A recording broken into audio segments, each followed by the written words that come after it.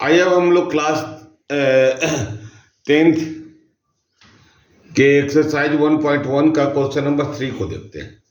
Question number 3 का आता है, किसी परेड में 616 सदस्यों वाली एक सेना आर्मी की टुकड़ी को 32 सदस्यों वाली आर्मी को बैंड के पीछे मार्च करना है। दोनों समूहों को समान संख्या वाले स्तंभों में, ध्यान रखिएगा, समान संख्या वाले स्तंभों में मार्च करना है।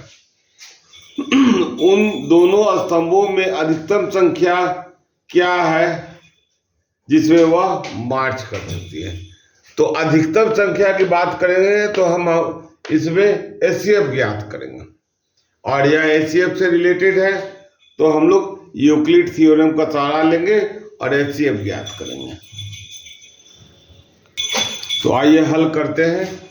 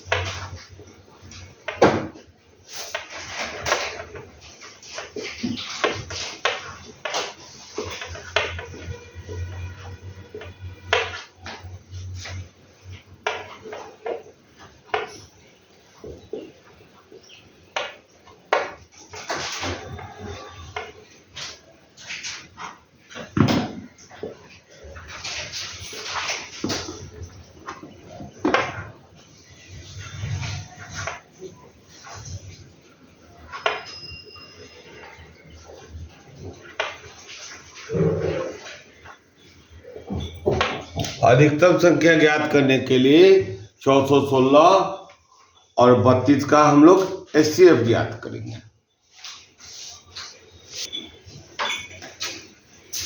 यूक्लिड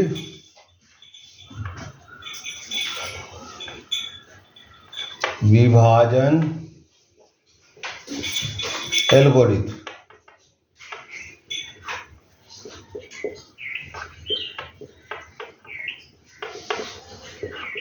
से क्या होता है? A = BQ + R, जहां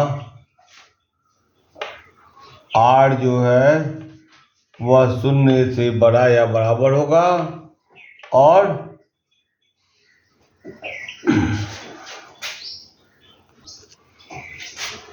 B से छोटा होगा।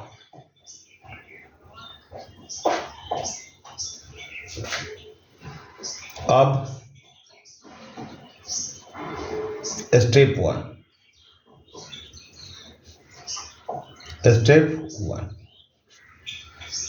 1 क्या है?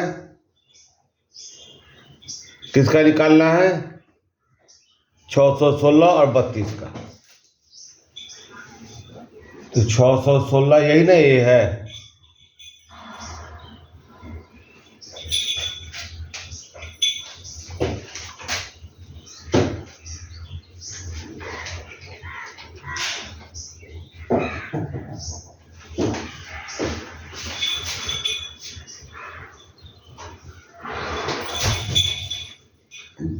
बत्तीस गुने 19 + 8।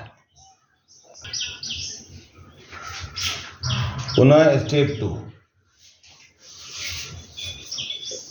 इसको चलन भी कहते हैं।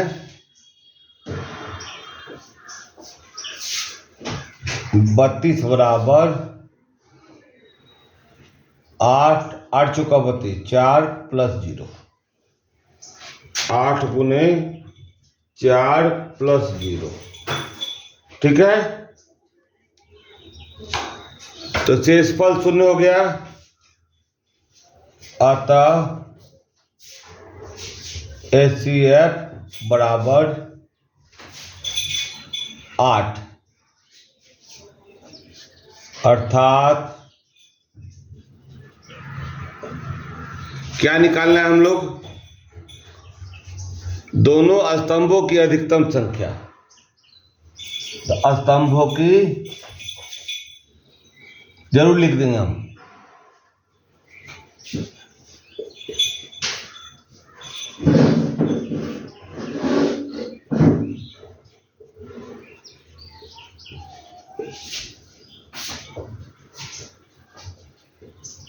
संख्या, स्तंभों की अधिकतम संख्या बराबर 8 होगी। या हम केवल 8 भी लिख सकते हैं, बराबर नहीं लिखेगा। यही है आंसर।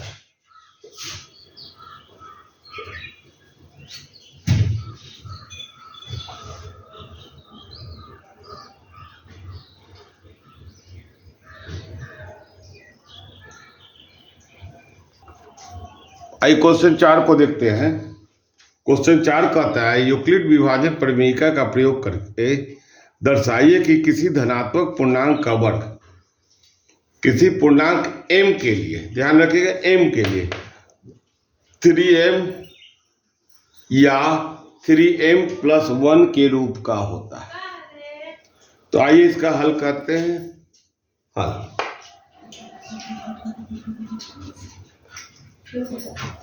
क्या कह रहा है कि धनात्मक पूर्णांक के लिए, तो माना कि कोई धनात्मक पूर्णांक a है, माना कि कोई धनात्मक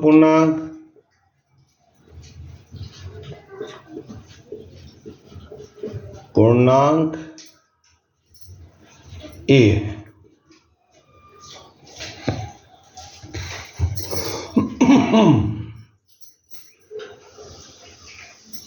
तो a को 3 से भाग देने पर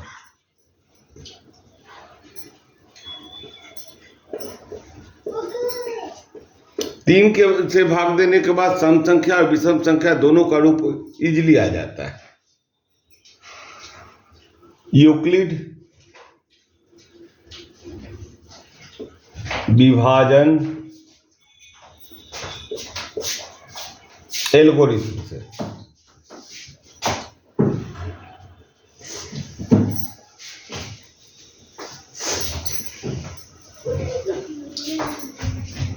a बराबर 3q + r, जहां r जो है 0 से बड़ा या बराबर है किंतु 3 से छोटा है। इसका अर्थ हो गया, अतः a बराबर 3q + r, जहां r बराबर 0, 1, 2।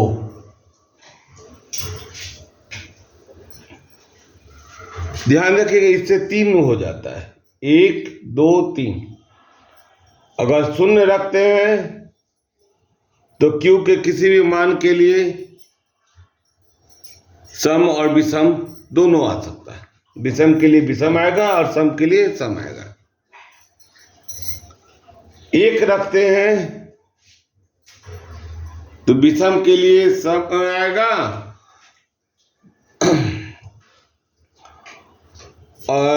और सम के लिए विषम आएगा। और 2 रखते हैं तो इस तरह से हमको पूरी की पूरी केस मिल जा रही है। इसीलिए आगे हम लोग चलते हैं।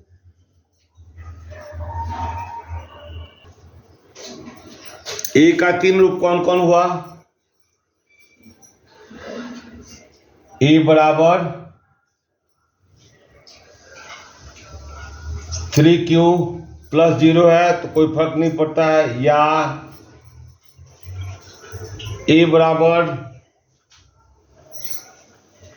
3q + 1, या a बराबर 3q + 2।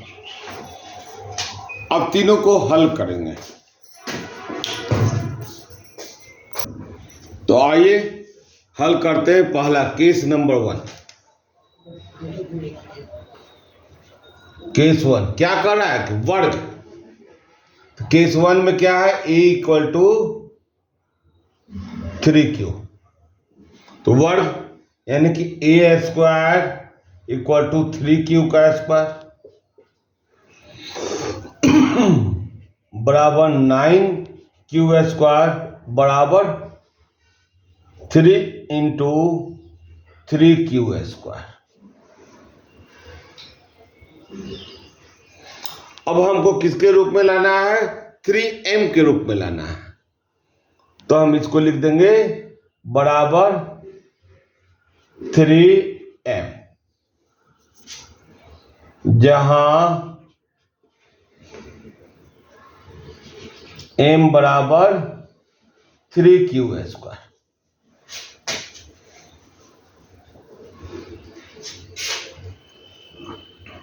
अब आएंगे केस 2।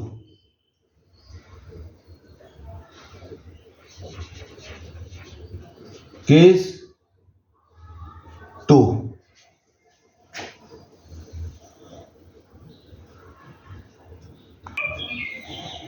केस 2 क्या है? दूसरा वाला रूप, a बराबर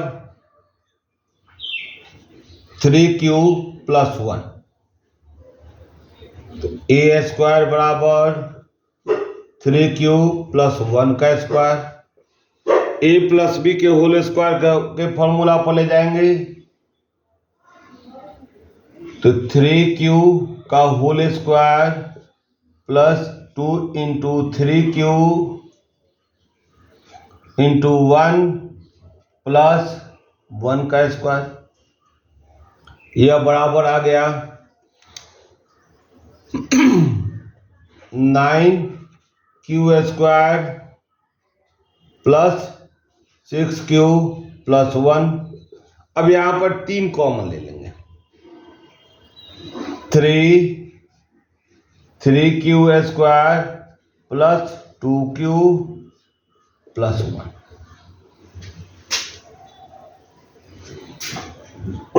बराबर 3m+1, जहां m बराबर 3q² प्लस 2q। ठीक है, तो देखिए दो को रूप आ गया, एक m के रूप में आ गया 3m के रूप में, और एक 3m+1 के रूप में आया। अब केस 3 लिखेंगे। अब केस 3,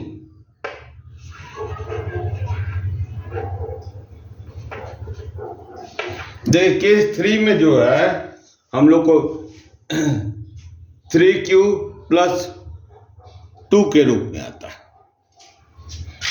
यहां वही लिखेंगे, a बराबर 3q+2, a² बराबर 3q+2 का होल स्क्वायर, ठीक है, बराबर 3q² plus 2 into 3q into 2 plus 2²। a plus b के होल स्क्वायर में तोड़ दिए हम लोग, और आया 9q² प्लस 6 दूनी 12, 12q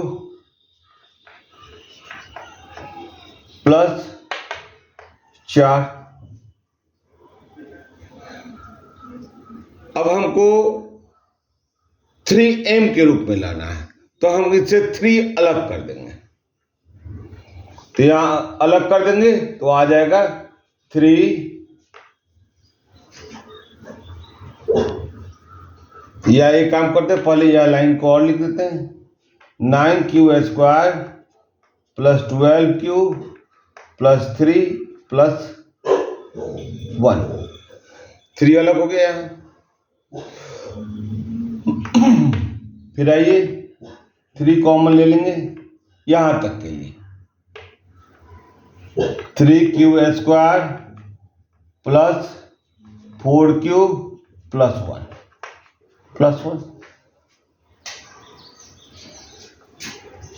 और 3m+1, जहां m बराबर 3q² प्लस 4q प्लस 1।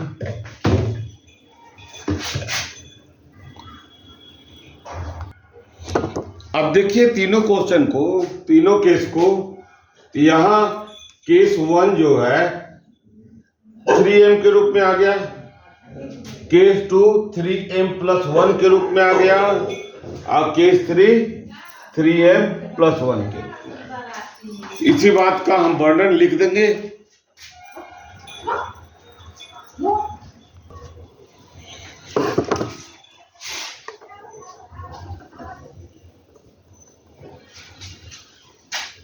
अतः लास्ट में जरूर लिख देंगे।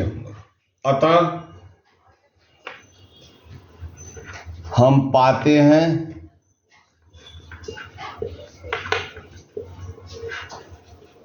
कि धनात्मक पूर्णांक का वर्ग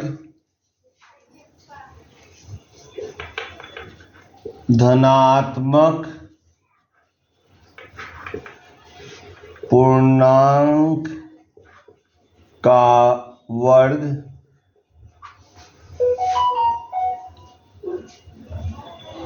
वर्ग किसी पूर्णांक